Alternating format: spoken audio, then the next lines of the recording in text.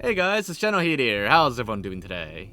So, now that the next Halo game, Halo Campaign Evolved, has been revealed and we've all had plenty of time to let it sink in, I wanted to finally talk about my full thoughts and feelings about the game so far. I've already uploaded a few videos at this point highlighting some interesting things in the build and giving my general surface level thoughts, but for this video, I wanted to share the rest of my thoughts on this game so far, now that I too have had time to collect all my thoughts on it. So let's get right into it. The first thing I wanted to talk about is the name of the game, Halo Campaign Evolved. So I'm not a big fan of it. I'm sure I'll get used to it eventually, but I'm not really thrilled by the name regardless. Honestly, to me, it sounds like something you'd name like a fan-made mod project. Not to mention, I feel like when a name is abbreviated back to Halo CE, it'll cause some confusion with the original Halo CE, or rather Combat Evolved. You'll have people that'll be like, hey, I'm gonna go play Halo CE today, and then other people will be like, well, which Halo CE? I personally would have preferred a different name for the game, like actually calling it the Halo CE Remake, or Halo CER. Kind of like how Halo CE Anniversary is often referred to as Halo CEA. Prior to the game announcement, everybody online pretty much already called it the Halo CE Remake anyways, so it's already kind of like in the minds of everybody. Or perhaps even just simply calling it Halo might have worked too, especially if there's the possibility of this being expanded upon in the future. Anyways, the name of the game isn't make or break for me, far from it, but that's just how I feel about the naming of it, and I've never really had any issues with the names of previous Halo games before either, but I just wanted to put it out there, because those are just my quick thoughts on the name. So next up, let's talk about the cinematics. These are completely redone with a lot of new aspects and details added to them, and they are very cool. Like, huge, massive upgrade. Like 1,000 times better than the original, honestly. These are basically almost on par with the blur cutscenes from Halo 2 Anniversary. In fact, these new Unreal Engine cutscenes, they present a very good opportunity to add so much more stuff that we didn't see. Perhaps like during the Pillar of Autumn intro cutscene, we could even start seeing like more stuff, like actual epic space battles going on with the Pillar of Autumn, engaging Covenant ships, and all that. The possibilities are endless, and if they do give the remake treatment to more Halo games down the road, there's like dozens of cutscenes in Halo 3 that I could see them making very epic with this remake treatment. My only issue with the cinematics, however, is that I'm unsure how real-time these cutscenes are.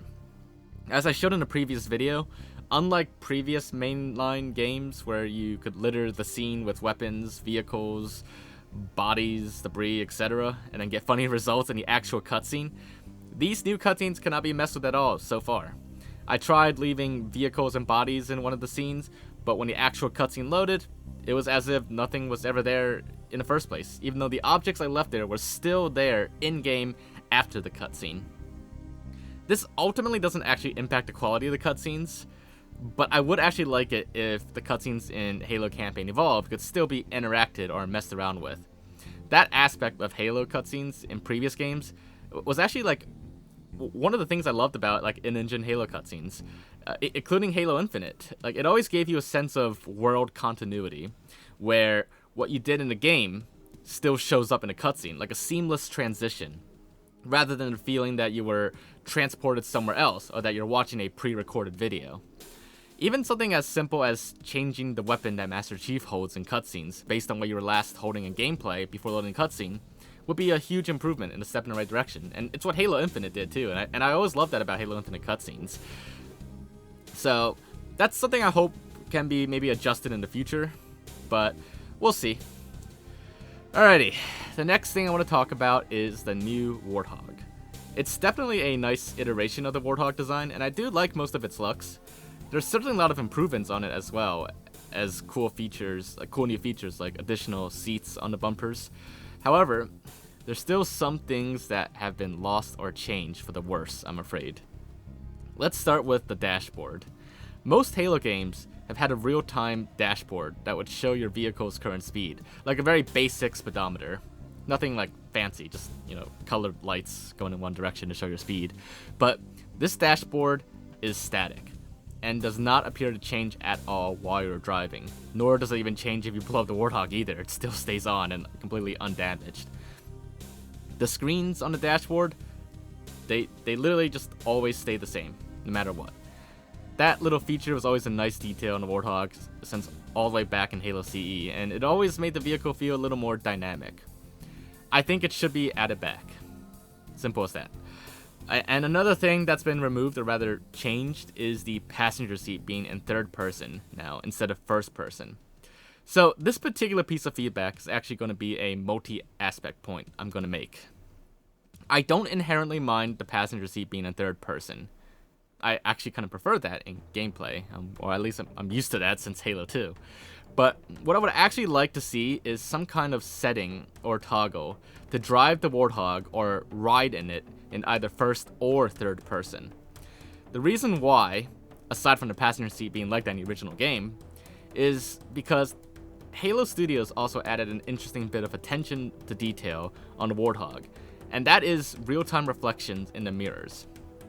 I showed it off in a recent tweet, and some people did point out that while it's cool, it's not really useful since you're always in third person when using the Warthog, and you're not really going to be able to see the mirrors much from that angle or from that distance, so it doesn't really do much. And they're not wrong either. It's a very cool tiny bit of detail that normally be harder to notice than even like a dynamic dashboard. But unless if we could use the Warthog in first person, it kind of doesn't really like add too much, but it's still pretty cool little attention to detail. And in previous Halo games, I've seen plenty of mods across multiple games where you could drive the Warthog in first person. And having something like that, whether like an official feature or something eventually people want to mod in, it'd be a very cool experience. Like just imagine like driving in the Warthog and being able to actually like look in the mirrors to see like what's behind you. That'd be pretty cool. Maybe you're like racing friends around or whatever fun, and you want to look in the mirror to see how far behind your friend is. You could do that now. But yeah, I mean, it's just anything related to that, anything that could be added to make it like an official feature, it would actually let us make practical use of the real-time reflections in the mirrors. So that'd be something that I would like to see added, either as like an optional feature or maybe even as like a skull, or it has to be something that people could like mod in later on. But that would just be an interesting level of immersion too, especially if we can get a dynamic dashboard on top of that, or like a speedometer for the Warthog. Simply put, just all that and first-person driving would be a really cool experience, I think. So I think this next topic is probably something that people have wanted to hear about, as it's been a point of heavy controversy in the Halo community for over a decade now, really. And that is the inclusion of Sprint. As I mentioned in my first video sharing my initial thoughts, I'm truly indifferent to this. Personally, I never really liked the inclusion of Sprint in Halo, especially when it was a specific armor ability in Halo Reach. But it's also not something I'm extremely passionate about either. Like, it's there, I'll use it if I need to. And for Halo Campaign Evolved, you'll have the option to disable Sprint anyways, and the gameplay will rebalance your movement accordingly, so you're not at a huge disadvantage or advantage either way. I think that's a very reasonable compromise, but ultimately, it's a campaign-only game. I don't think it's a big deal. If it was multiplayer, it would definitely be a much bigger discussion, a much different issue, as it would have, a direct impact on gameplay and balancing. But in campaign, I say go nuts. Really, any kind of multiplayer balancing in general, I think, should be thrown out for a campaign-only game. Let it be fun again. Whatever limitations on gameplay that have been imposed on the campaign, if those originally stemmed from multiplayer balancing, throw them all out. Alright, moving on to a less controversial topic, or rather a slightly less controversial topic, I want to talk about the art style. Yes, I know I said less controversial, and Halo art style debates have been something of another hot topic, but it is slightly less controversial than the Sprint debate, lately at least. So, visually speaking, I think the game looks great so far, especially considering it's still a work in progress. But as for the art style itself, I do have a few nitpicks I want to mention. I wouldn't say any of these are make or break, but rather nice to haves if, some touch-ups or changes are made. Let's start with the weapons, particularly the plasma rifle and needler. My nitpicks for these are that the plasma rifle has a strange hump on the front of it. almost like it's meant to be a more pronounced barrel of sorts. There's basically no precedence for that in any previous Halo game, and it just doesn't look good to me with it there. It just looks really weird. The whole front of the plasma rifle should be uniform and flush with the rest of it. My conspiracy theory behind that hump on the front of the plasma pit rifle is that maybe the designers of this were worried that people might get confused how the plasma rifle works if there's no well-defined traditional barrel to it. But I don't know that for sure. It's just a conspiracy theory. I have no evidence to prove that, just my guess. It could also just be they wanted to differentiate the model from previous ones as well. In any case, I just don't like that change made to the plasma rifle. The rest of it looks fine though. The other weapon I want to nitpick on is the needler. And actually this opinion applies to a lot of other weapons in this demo too. I don't like that they reused models and designs from Halo Infinite. And that applies to other stuff too, not just weapons. This was an issue I had back in Halo CE Anniversary as well. While I was okay with CEA overall, I strongly dislike that it reused so many assets from Halo Reach. Like 90% of the game was probably more than 90% was all reused Halo Reach assets. I'm not opposed to reusing assets when it makes sense.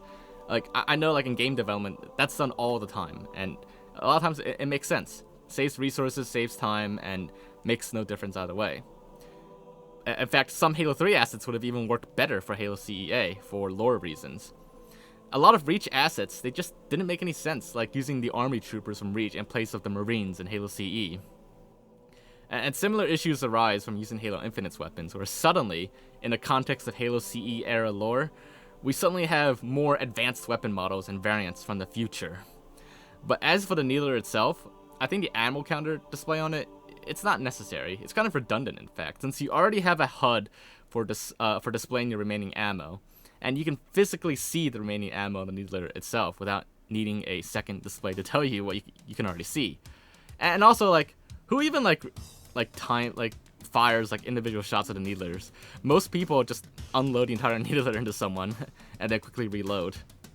The point of the needler is to super combine someone. Otherwise, if you're not going for a super combine, it's a very ineffective and almost useless weapon if you just find a few shots at a time into various people.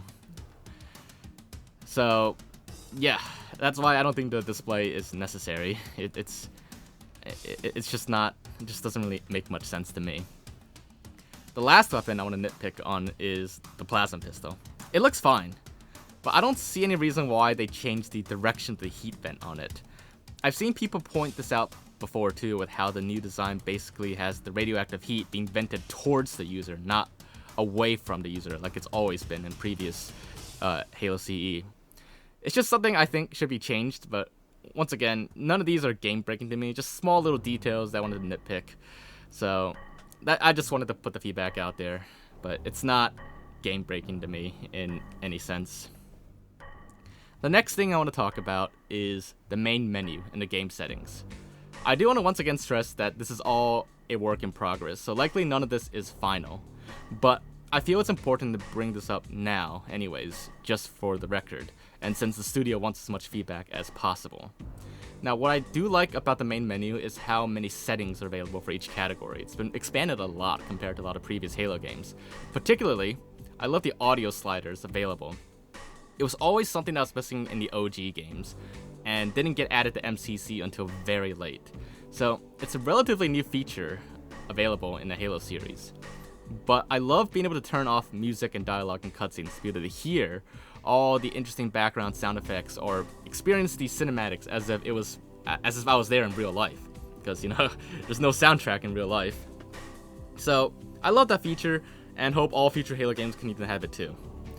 I also like how the campaign difficulties menu now gives you very detailed breakdowns of exactly what changes in each difficulty level and what you can expect. More information like that is always a nice to have. Now then, my biggest issue with the main menu and the settings right now is the lack of a hold to crouch setting. Right now, the only option available is toggle crouch by default. Really, the entire set of default controls is just Call of Duty controls.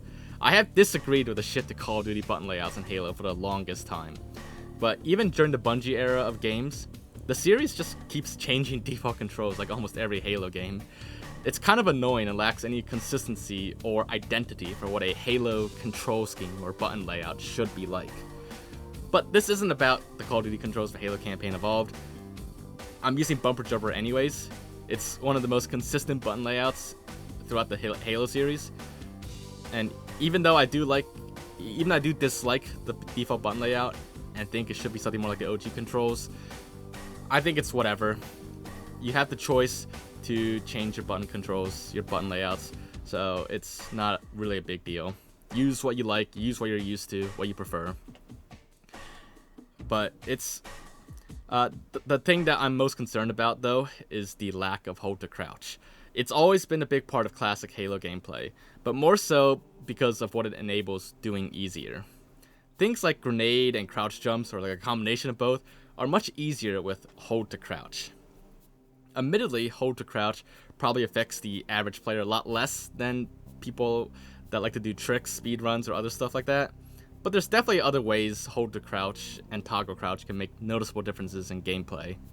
But hopefully, since the game is still a work in progress, hold to crouch is probably, hopefully it's going to be added anyways, and just wasn't a thing for this demo yet. So, we'll see. But I did want to put it out there, just in case. The last point I want to bring up is about the exploration potential of this game, and the current restrictedness of it, actually.